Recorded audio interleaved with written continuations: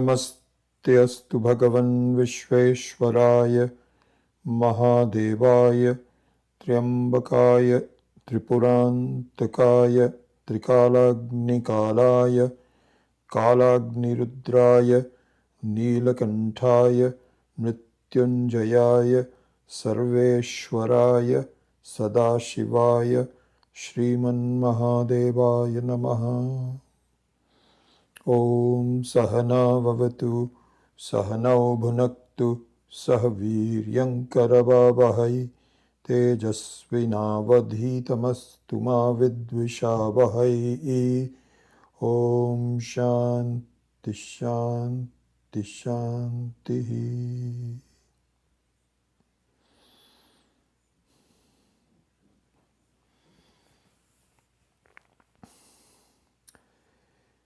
So if we think about it, each living being is given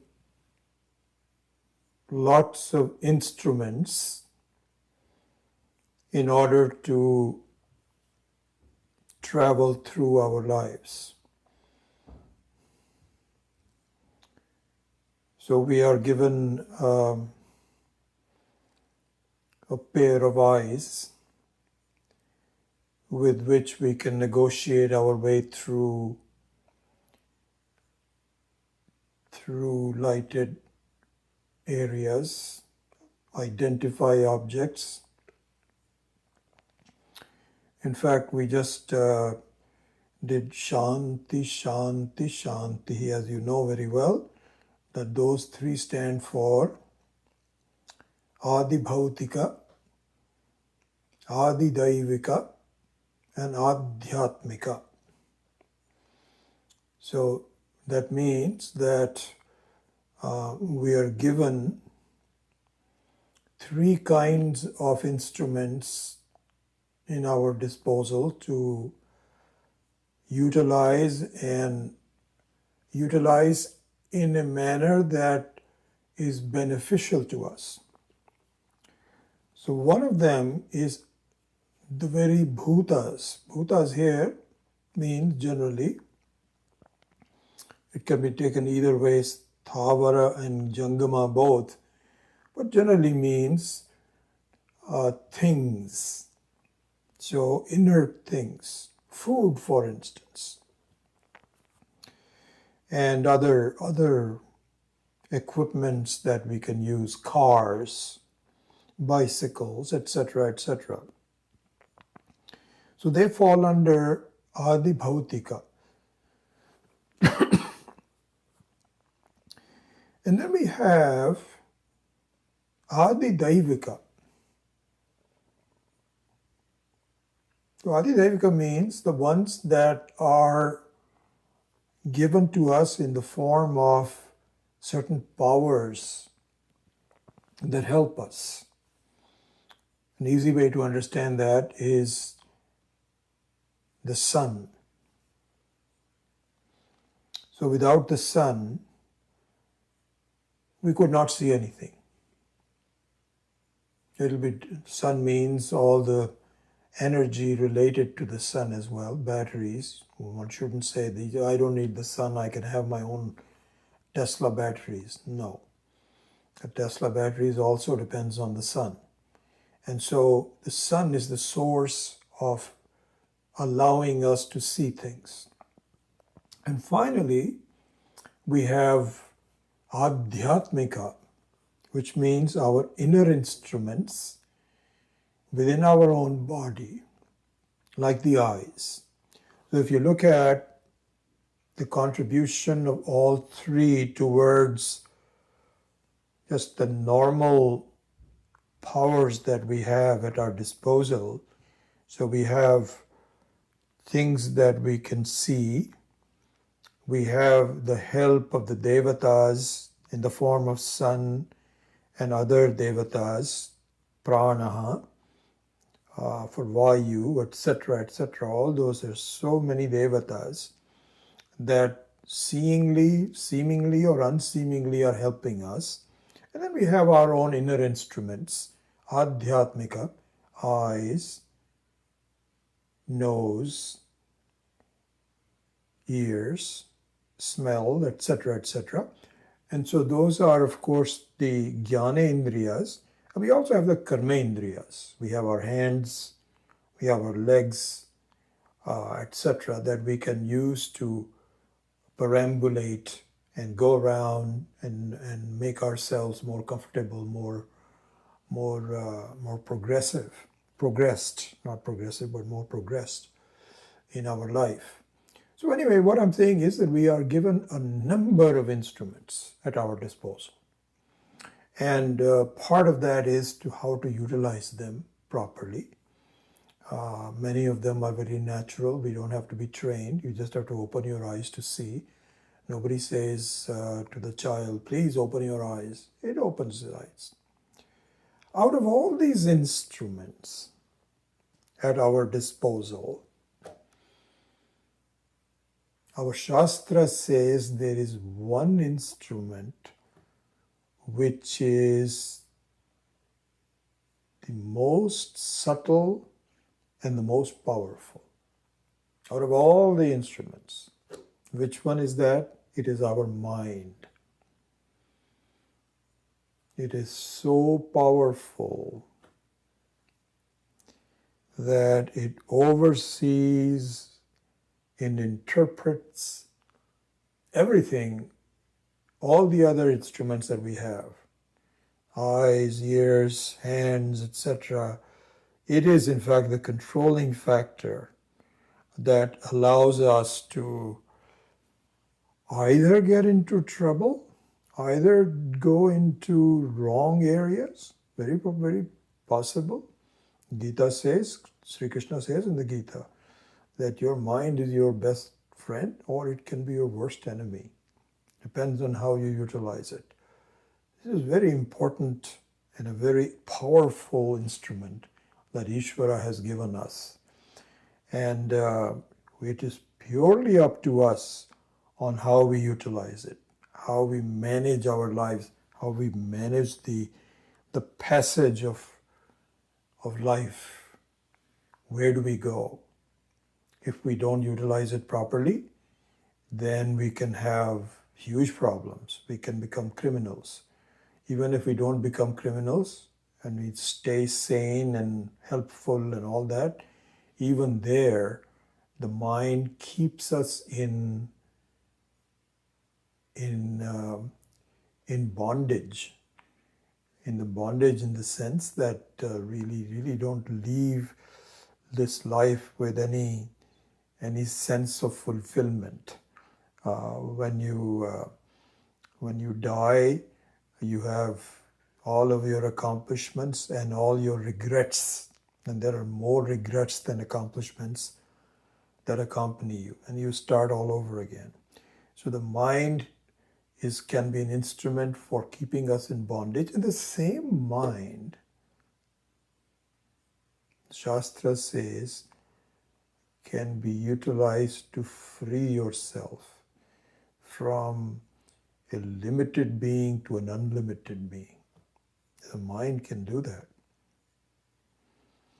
So these 6 verses that we are going to be studying in a short number of classes, it's not many, although I must say that now that we have integrated the text from the Shukla Yajurveda and from the Rig Veda, the 6 verses, because the Krishna Yajurveda has many other verses, but just for the size of our class, we thought we would just focus in on the 6 shlokas, 6 mantras.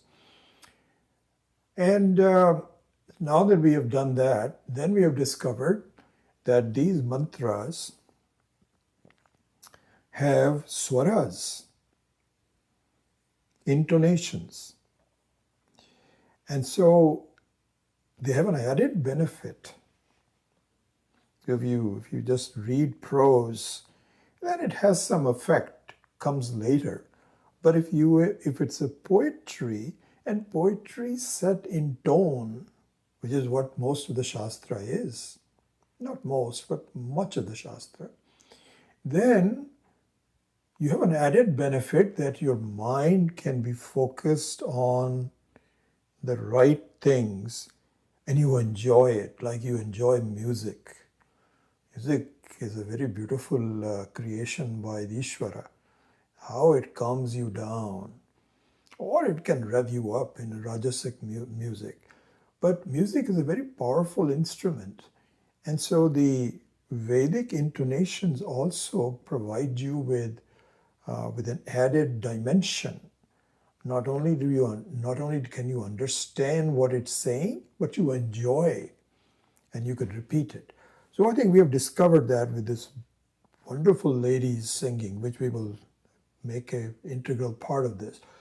By the way, I tried very hard today. I wouldn't say very hard, but I spent some time really looking at what is the name of this person that we saw in the Gaiye Sanskrit that we played and will play again. In fact, I would like to really send them some donation on behalf of Varsha Vidya so that we thank them for really making such a beautiful chant of the Shiva Sankalpa Sukta.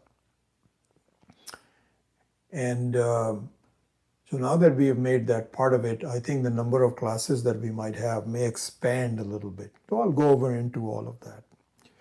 So anyway, I just wanted to start the class by saying that here's the purpose of these classes is to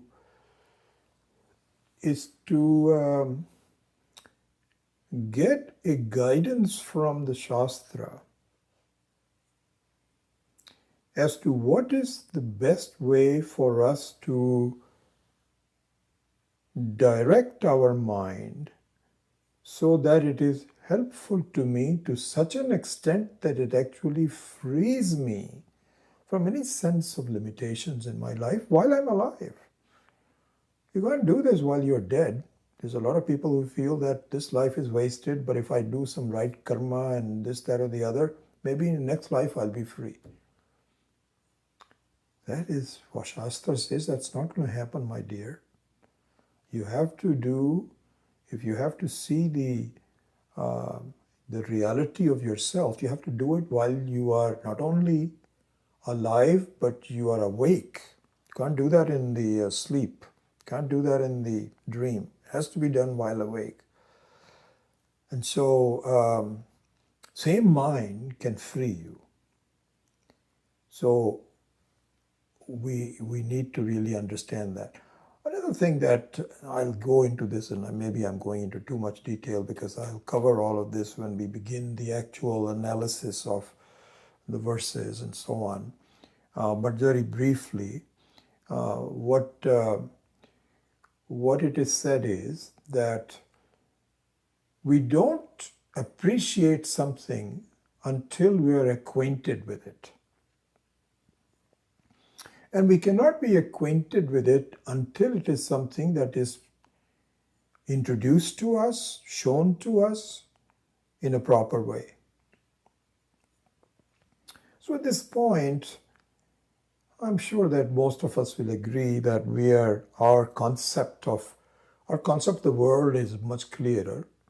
Our concept of what God is, what Ishvara is, what Shiva is, all the same, is at best vague. You may have some ideas and better ideas as you study it and so on, but still not to the same degree as that you have your estimation of the world around you. And so you have to get acquainted with Shiva. And you cannot appreciate Shiva until you get acquainted with it. So now we can say that these verses, these mantras, is the guidance of the Shastra, of the Shruti, that tells, here is how you have to look at, here's how you have to direct your mind, manage your mind, coax your mind, cajole it. Don't force it. There's no forcing. But you have to really teach it to appreciate something much bigger. And by doing that, you turn the mind into an instrument which is the final instrument, which is of freedom. So that, I think, is the purpose of these Shiva Sankalpa Sukta. I think I've just decided instead of normally saying Shiva Sankalpa Sukta, I'm just going to say SSS or triple S and make, so I'll just do that. The other thing I just decided, I don't know, I've been doing this for a number of years. I think I'm going to just call Shiva as S-H-I-V-A. You may have already noticed it. And Ishvara also with the Sh, which means S-I-S-H-V-A-R-A. Because you cannot, it's confusing if you don't use diacritical marks. And the computer diacritical marks are not easy to find. So I'm just going to give up and change and make it phonetically a little bit more accurate. Anyway, that's on the side. Okay. So here's, I think, how we're going to proceed in this class. So I see ourselves, just thought about this, taking this class in the following steps, in the following order. One is that we will focus first on the audio and the chants and understanding and learning how to chant properly. And I'll go over that in just a minute. I'm giving you the overall structure. So the first thing would be knowing the chant, knowing how to chant, listening to the chant, enjoying it. The second one would be knowing the word meanings of these 6 mantras and sentence meanings that comprise the mantras. First the word meaning also, and then the sentence meaning. It has to be done in sequence because it's in Sanskrit and most of us don't know that. Then finally the step would be to unlock the grandeur of the meaning of these verses with the help of the commentary by Swami Akhandananda ji, from Vyakhya of Swami Akhandananda. So that'll be the third step. And it's very possible that we may make some tweaks in this sequence. We might bring in some of the meanings before the end. But generally speaking, this is what I'm planning to do. So in the first few classes, we'll focus more on the mantras and then the learning of the mantras. Secondly, the meaning of the words and sentences of it without really unlocking the true understanding of what's behind these. And then finally, we will go to the third step, which will go into the commentary of Swami Akhandananda. That will be the most beautiful part. And then I think when we're all done, hopefully, then we will be able to enjoy, I'm sure we will, a daily prayer in the morning or any time where we naturally chant this on our own, enjoy it, and unlock the meaning of the words at the same time. It'll be something very beautiful. I mean, I don't know, I really enjoy the guidance of Ishvara because I have so many books of Swami Akhandananda and from others that I own my library, but something comes up and says, do this one. And then he led me to this audio. So I think this whole thing would be good. Initially, I was just thinking maybe, just teaching 8 to 10 classes, but I think along with the audio, it might increase the scope of it. Anyway, that's the plan. All right, having said that, let us talk a little bit about the intonations, the swaras. Before we can appreciate that. I think many of you already know it, but if you don't, then it's a good introduction, and even if you know it, it's a good revision.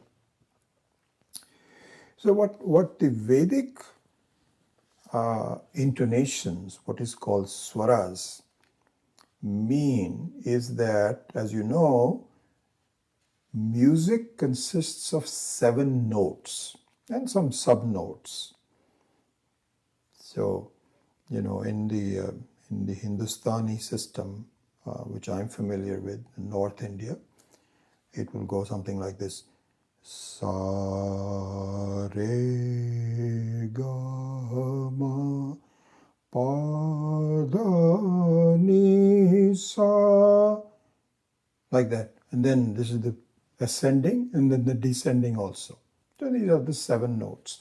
In the Vedas, for chanting, especially in the Samaveda, Samaveda is the one which is really meant for chanting. Most of the Samaveda is with swaras. Others are sometimes there, sometimes not there. In the Vedic swaras, there are 3 swaras. So those are called Uddata, Anudatta, and Swarita. And in fact, you can say there are 4 swaras. One is no swara, just a normal. Then you have Uddata. Uddata means a higher pitch. Then Anudatta means higher than the normal. So there's one level which is normal. And I'll go over that to explain what it means. So, normal level, then you have Uddata, which is one level higher, or you have Anudatta, which is one level lower than the normal. So now I already have 3 levels. And the Swarita is a kind of a twist.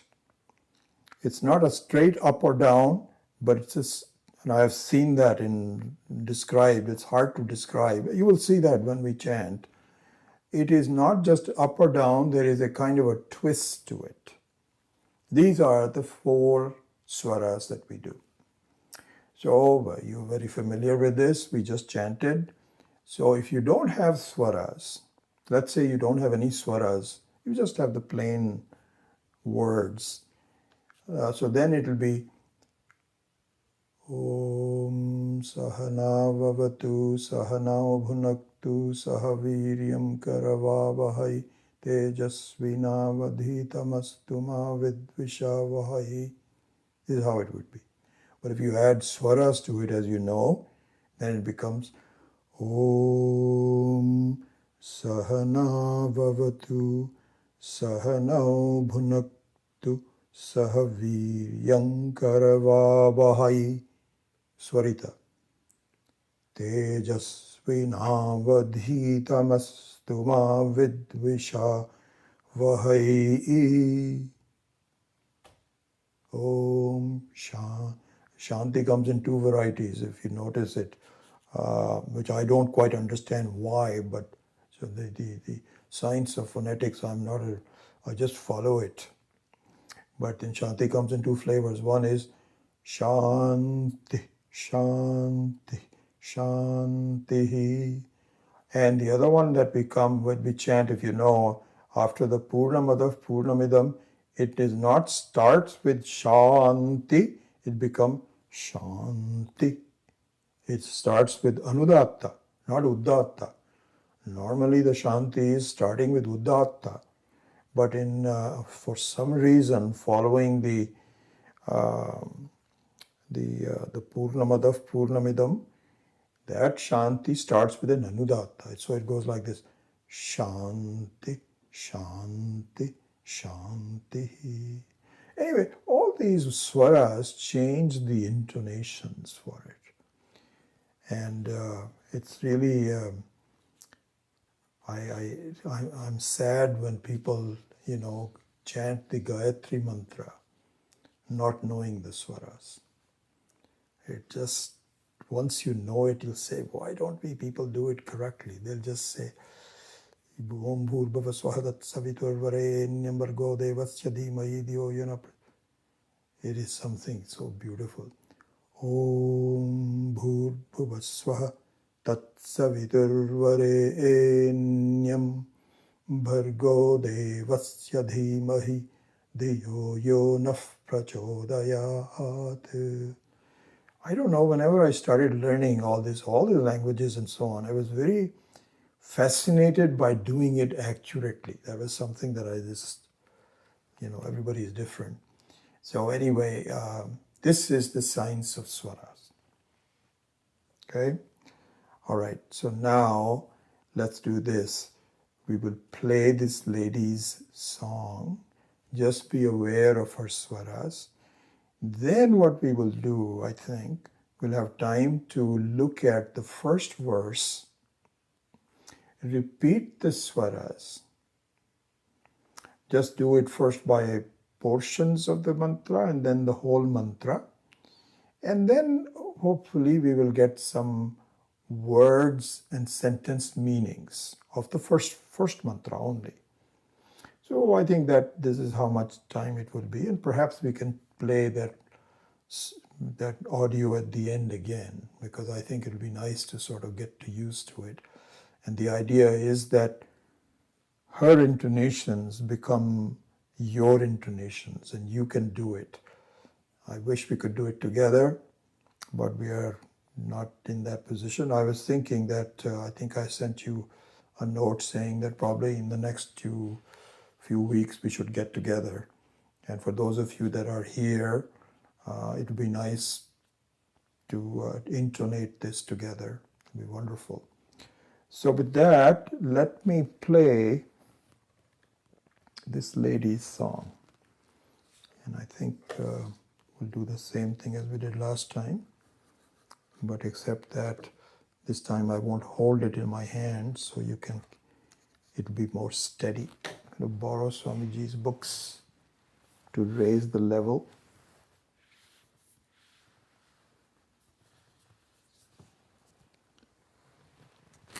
Sorry, I'm keeping you as a level rather than... So here, and then so she chants it twice, and along with the tail of it, it takes about 7 minutes. So I think we will do that. It'll be nice to have a calm.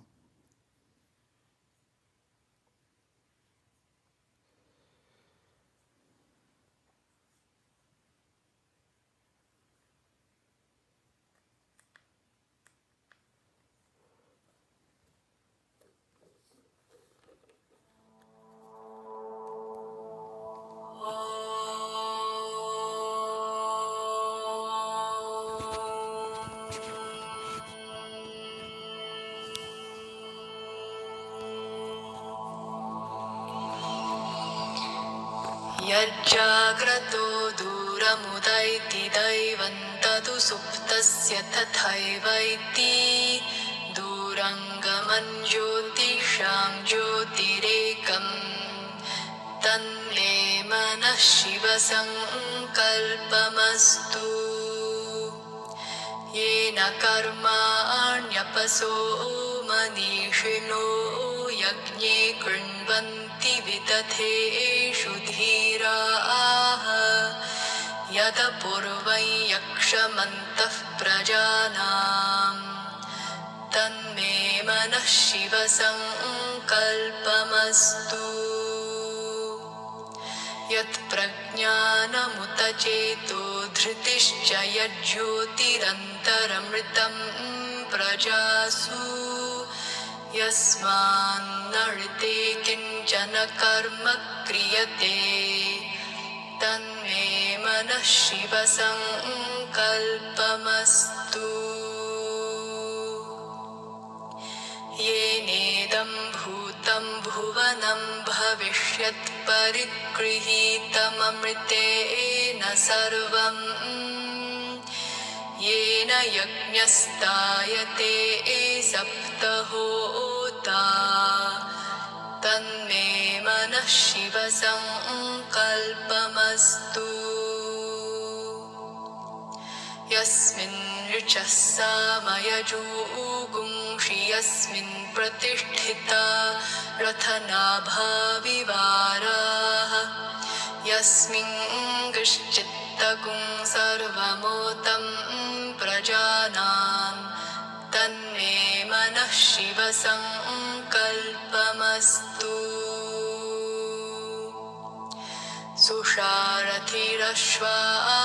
वयन्मनुष्यान्नेनीयतेभिषुभिर्वाजिन इव हृत्प्रतिष्ठं यदजिरञ्जविष्ठं तन्मे मनः शिव सङ्कल्पमस्तु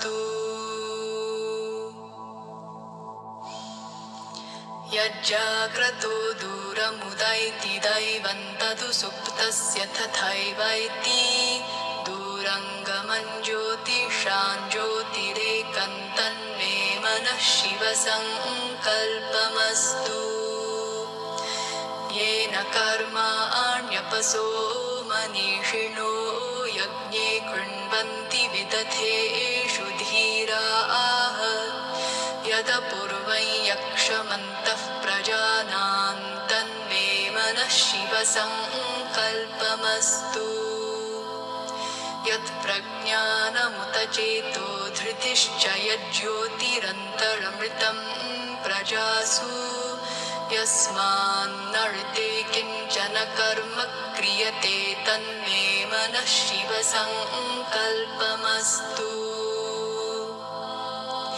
येनेदं भूतं भुवनं भविष्यत् परिगृहीतममृतेन सर्वम्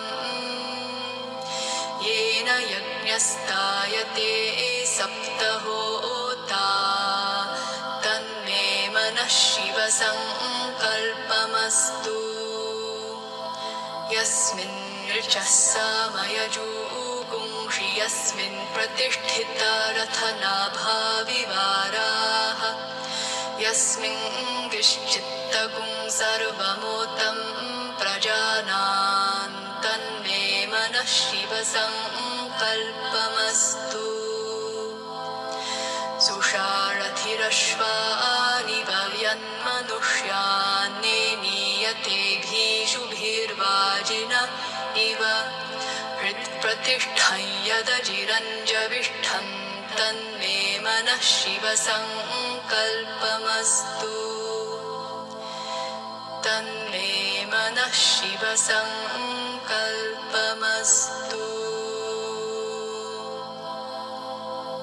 तन्मे मनः शिव सङ्कल्पमस्तु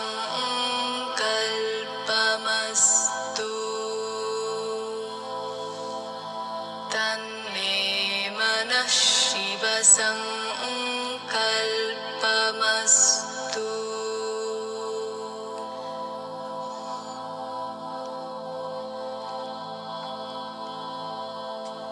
य इदगुं शिव सङ्कल्पगुं सदा ध्यायन्ति ब्राह्मणाः ते परं मोक्षं गमिष्यन्ति तन्मे मनः Shiv सङ्कल्पमस्तु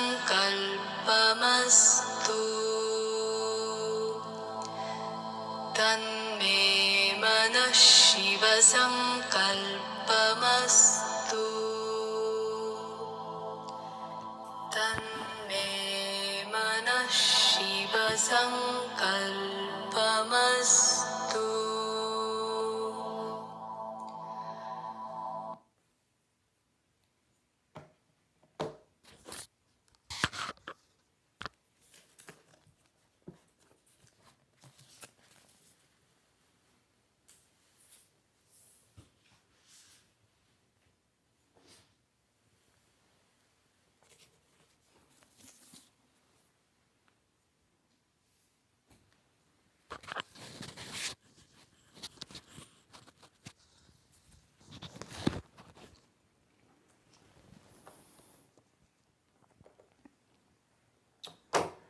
Okay, so the next step that we will take is to just acquaint ourselves with some of the files that uh,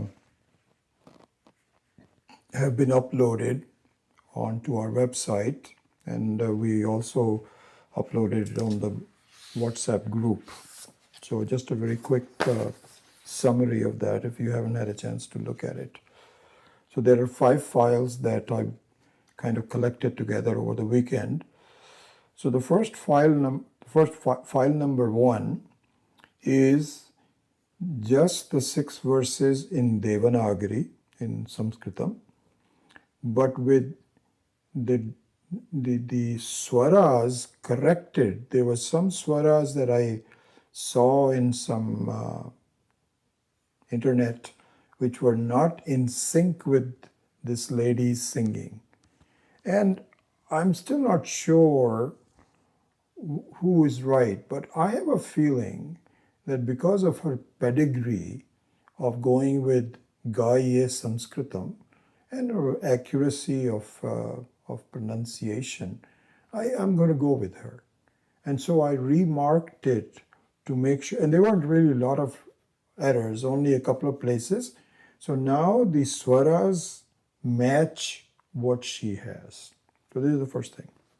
This is file number 1, which is, as you know, is the Devanagari, and you have it you can access it. If you don't know how to read Devanagari and you want to just the transliteration in English, then the file number 2 becomes useful. This one. So what this is the same swara marks along with the diacritical marks of the pronunciation in English. So if you know how, and that you have to learn what the diacritical marks are. Any of the Vedanta books will have it, and so we can find that out for you. Like for example, and and so long and short. How do you write it diacritically? And then on top of that are the swaras. And so really with this, the English swaras become matching with the Sanskrit swaras on file number 1. So file number 1 and 2 are Sanskrit and English.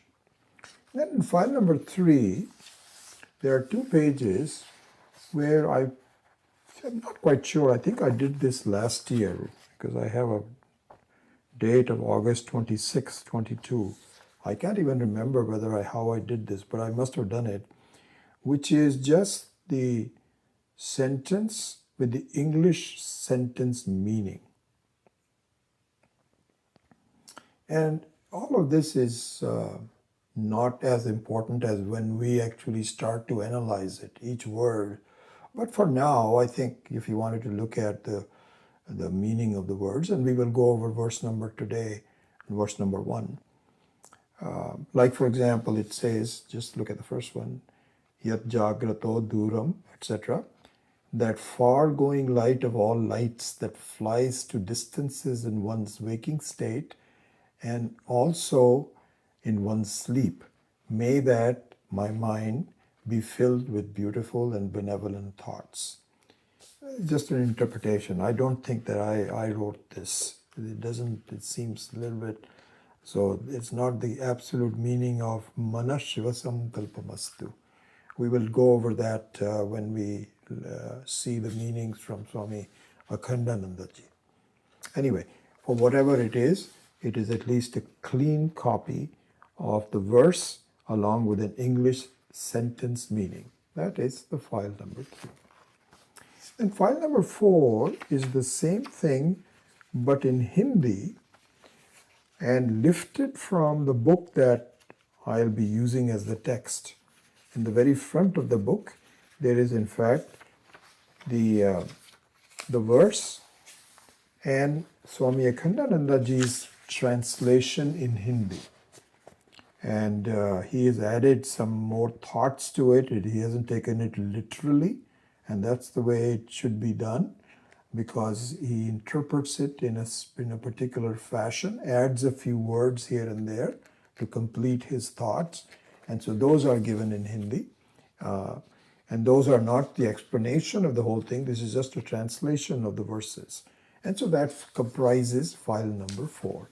For those of you that can learn, that can read Hindi, then this file would be of some use to you. Finally, the file number 5, which I imported from mahadeo.com, has given the word meanings of these. And quite frankly, once I started to read it, they're not what I would do. There will be some differences, and I'll point that out. But for now, you can look at their interpretations of what the words are. I'll give you one example. I was going through that, and I said, what? That's not what I would have said.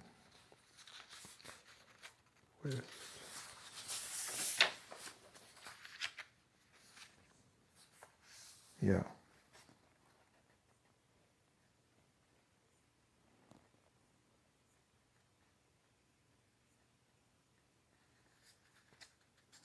My gosh, I just realized. I didn't know this. You know that English sentence this I was talking about, benevolent thoughts, it's copied from here. I must have done that. That's why it was not something of my own.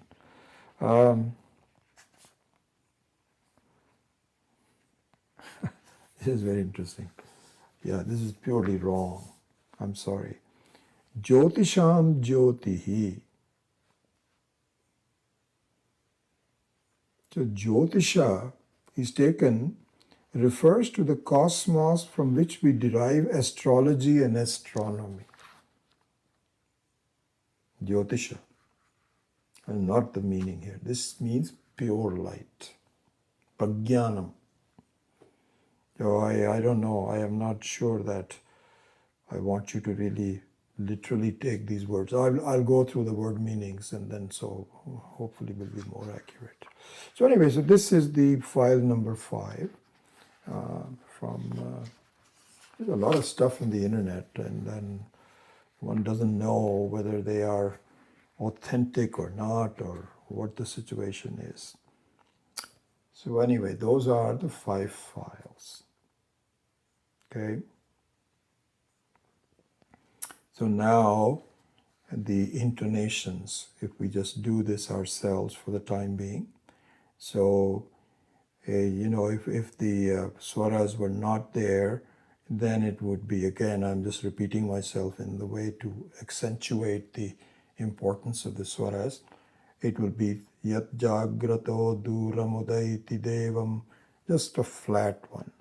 But no, here it says Yat Jagrato Duramudaiti Devam. Sorry, Yat I haven't really practiced this. I need to do that in the next few weeks as we go along. I myself. Yat Jagrato Duramudaiti Devam Tadu Suptasya Tathaiveti Duram Gamam Jyotisham Jyotihi Ekam Tanme Manah Shiva Sankalpamastu. Tanme Manah Shiva Sankalpamastu. Yat Jagrato Duramudaiti Devam Tadu Suptasya Tathaiveti Duram Gamam Jyotisham Jyotirekam Tanme Manah Shiva Sankalpamastu. So, here, let me, in fact, you know what I can do? Let me redo this file number 5 now in terms of the words. So some of them is correct. Yat Jagrataha. Jagrato is the sandhi because the visarga is followed by a soft consonant, which is the. Duram is a soft consonant. Therefore, the visarga Jagrataha, just for those of you that know Sanskrit, becomes Jagrato. So anyway, Jagrato means Jagrataha, means while awake. The kind of experiences we have in the waking state, All this is due to the variations of the mind, which we will study later. So, the mind. So, yat here means the mind, which while awake, jagrataha duram udaiti. Beautiful, very nicely done. It says, the mind which takes me far away and looking at things. Far away means away from me, outside, outside. Duram udaiti. Uta eti daivam, sorry, okay. Yat jagrataha duram udaiti devam.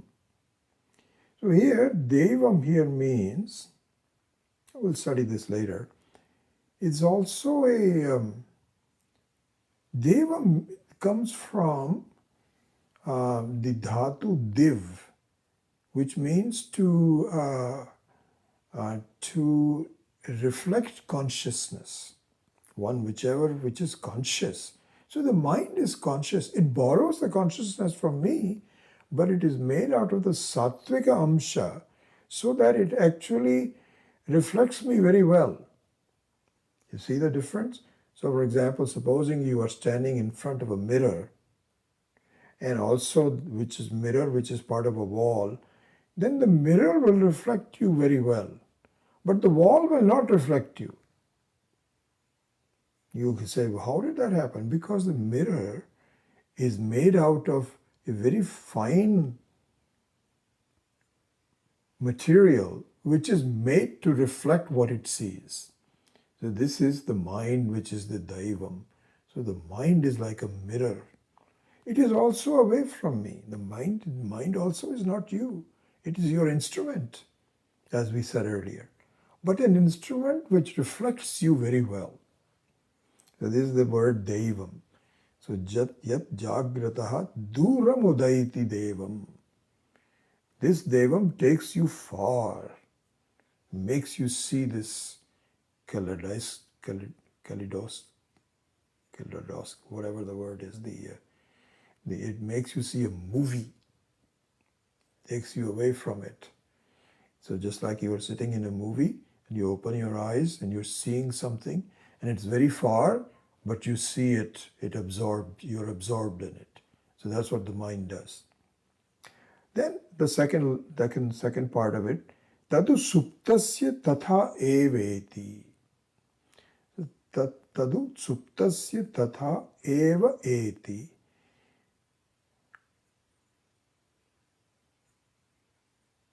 Eti means it takes you. Tatha means just like that. Suptasya tatha. So what does that mean?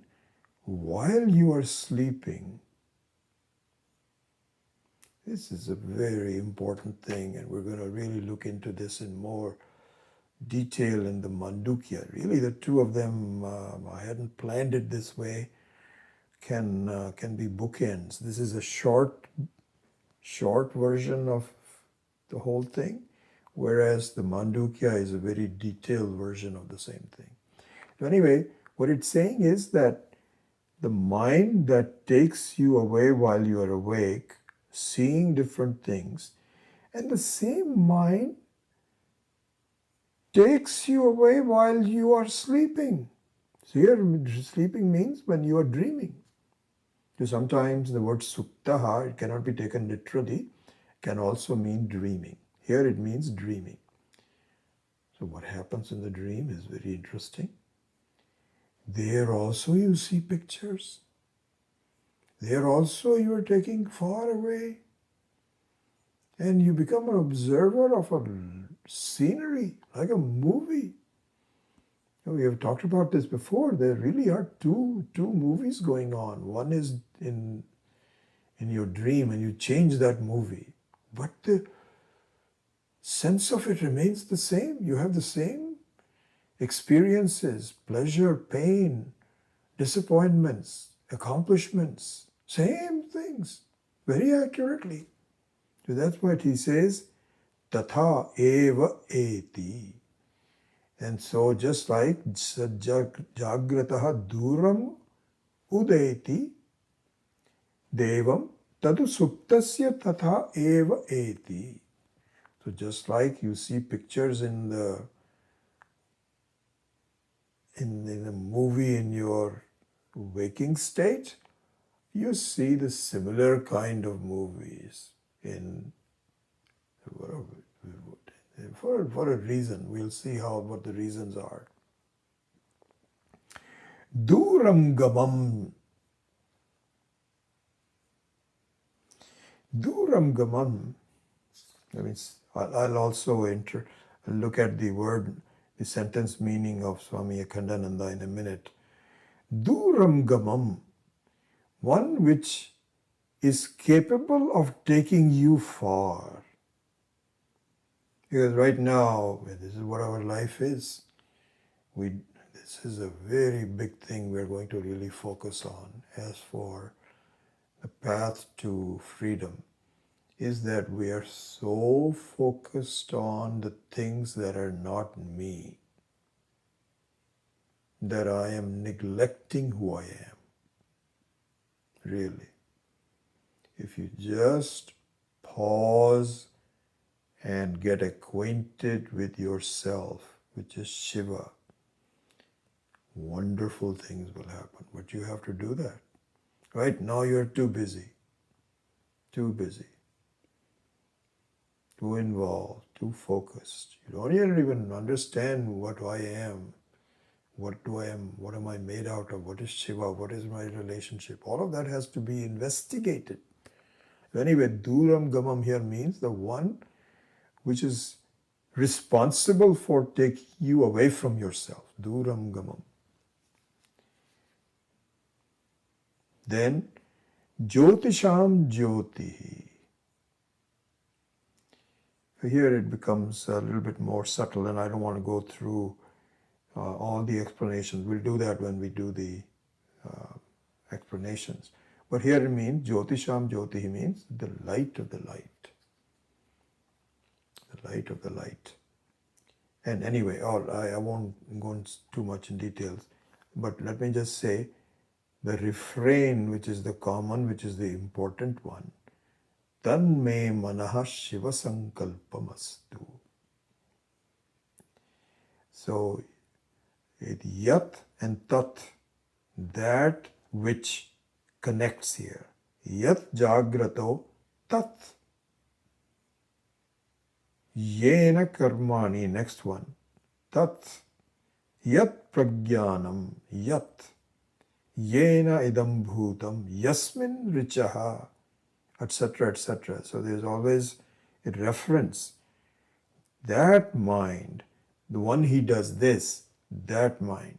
The one that does that mind. That's the meaning. Tan me manaha, hey my, me manaha means, hey my mind. So this is an address to your mind. You're addressing your mind. And you're addressing the finest instruments that you have at your disposal. What do you ask? What are you asking him to do? Tan me manaha Shiva Sankalpa. So here, this is Shashti Tatpurusha. Shivasya Sankalpa, Shiva Sankalpa. And so we'll go into the meaning of what is Sankalpa, but very short in a very short matter. Means that may my mind, my resolution is, my request is. So this is where the subtleties of the two ling and lot comes in. So one is a little bit more forceful, kind of like a command. May I please tell you to do this? The other one is to say, will you please redirect it? So Sankalpa, Shiva Sankalpa Mastu. May you direct yourselves to the acquaintance of Shiva. And So all this will be explained in more detail by Swami Akhandanandaji, so I won't go into any more of that, but this is what it means. Tan me mana Shiva Sankalpamastu. May there be a Sankalp. So here the only other thing that I would add to this, and I think we're pretty much done, I'd like to end the class with that, is that, we talked about you have the best instrument, which is the mind, which is capable of really directing you in the wrong things or the right things. So the mind also has a boss. Okay. So this is called Manomaya Koshaha. So the Manomaya Koshaha is the mind. Higher than that is Vijnanamaya Koshaha. So the mind has a boss. Who is the boss? The boss is the one who is the Jiva, which is me. Me. And so the me, the I sense, what is called Vijnanamaya Kosha, is the one which is the boss of the Manomaya Kosha. So the Vijnanamaya Kosha says to the mind, can I request or can I command you to please go in this direction? It's kind of a little bit like, parents. So the parents the children are busy playing and laughing and, fighting and making up, and they're just doing a number of things. And the parent is allowing them to do that. But there comes a time where the parent can tell the child, baby, I think you've played enough. Now it's time to do the following. Have you done your homework? No, I don't want to do the homework. We need to do it. You know what consequences will be. So please, I'll give you 5 more minutes. After that, let us study. So the parent is the boss, and it can either leave the kids on their own and not have discipline, or not only discipline here, there's also, in fact, this is what the whole idea is, that you tell the child, do you know, if you know all these things, what will be wonderful for you? Because the child also has no idea. They say this is playing in the life is enough. No. To be focused on something where you learn in a structured manner leads you to a lot of progress. And so the parent has to do that. This is exactly what it is. So here, the Shastra tells us, we are the parents of our own mind. Hey, have you told your mind to do this? You better do that. It's kind of like a specialist, a psychiatrist who says, you're abdicating your duty. You're not really managing your family. You should do that. Otherwise, they'll get into some wrong things. It was interesting. I was just thinking about that. So our oldest granddaughter is now a senior in high school.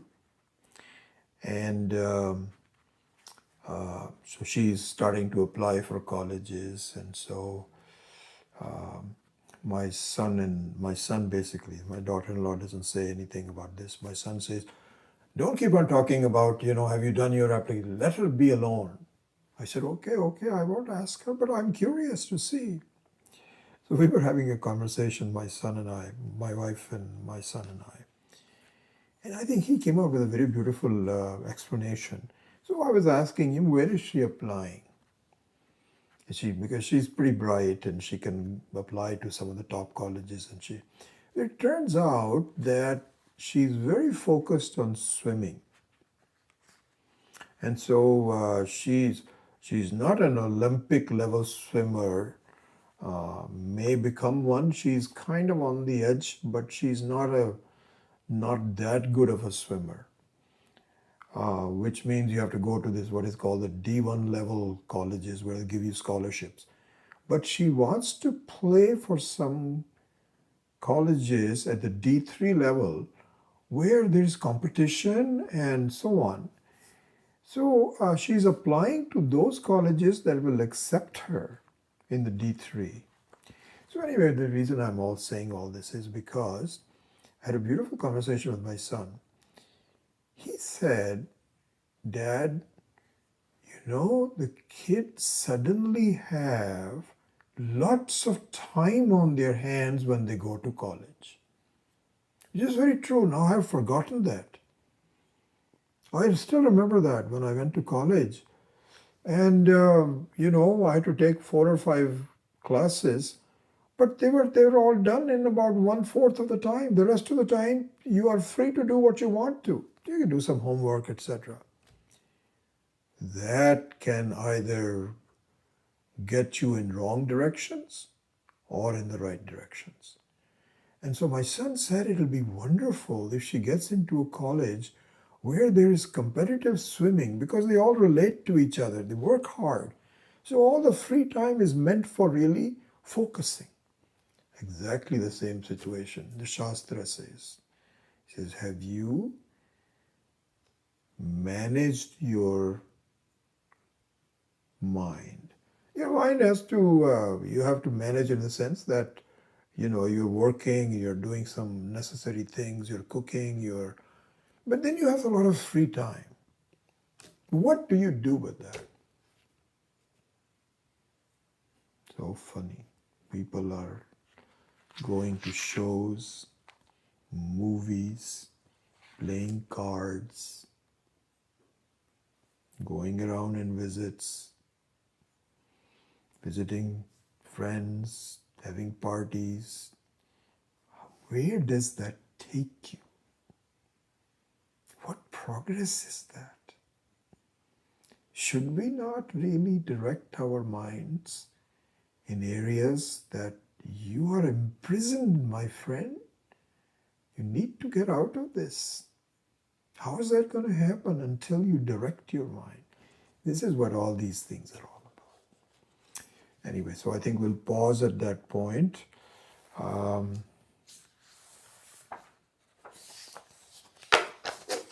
So we will continue with this, where we will polish our intonations so that we are very accurate as this lady is, and then repeat it often enough. I'm not there at that point. I want to be where I can just, without looking at the book or anything, just chant on my own, which I do in a lot of other cases, Rudram, etc. But here it'll be nice to have this kind of a chant with swaras, and then you can just do your own meditation with, once you know the meaning of the words. So that's where we want to be. I don't know how long it will take us. We should be able to do it in the next, 10, 12 classes, but we'll go through it in a kind of a structured manner like this. Okay, so with that, let me close today's class. Om Asatoma Sadgamaya Tamasoma Jyotirgamaya Mrityorma Amritam Gamaya. Om Purnamadav Purnamidam Purnat Purnamudachyate Purnasya Purnamadaya Purnamevavashishyate. Om Shanti Shanti Shanti. Harihi Om. Shri Gurubhyo Namaha. Harihi Om.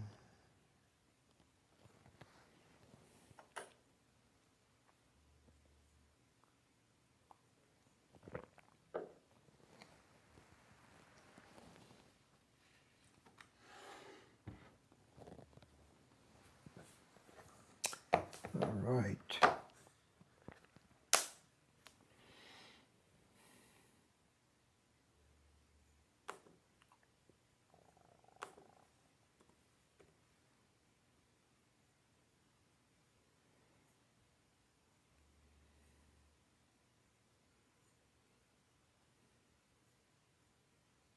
choose a Sleep Number smart bed?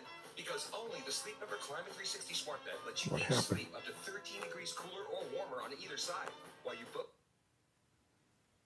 Sorry, I lost it.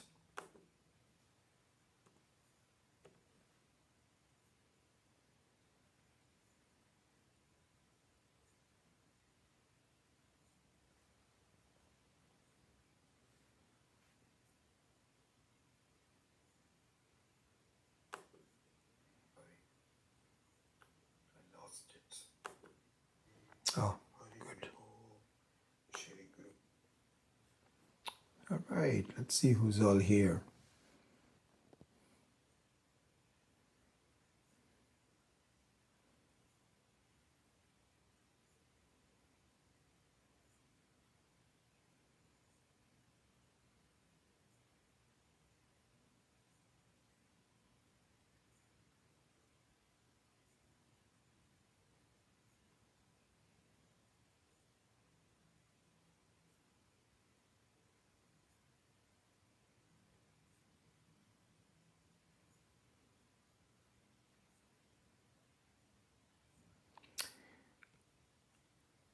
Larry, you probably joined the WhatsApp group late. So that link was shared in the WhatsApp group, and we'll repeat it for you. One thing you could do is just go to the net and just say Shiva Sankalpa Sukta, and you'll see the picture of this lady all over the place. It's YouTube and other places. So you can get that, or we can just get you the. So I think some of the people that joined the YouTube late didn't get all the previous messages. We will know that from now. We will repeat it hopefully.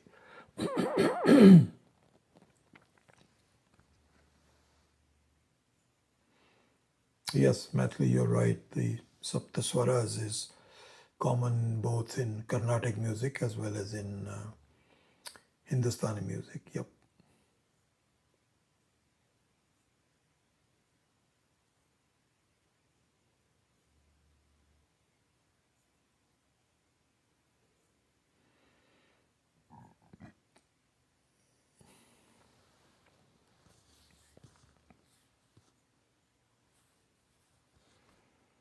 So good to see you all. Wonderful. Don't see any questions, so I will take your leave and hopefully we'll see you next week. Hari Om.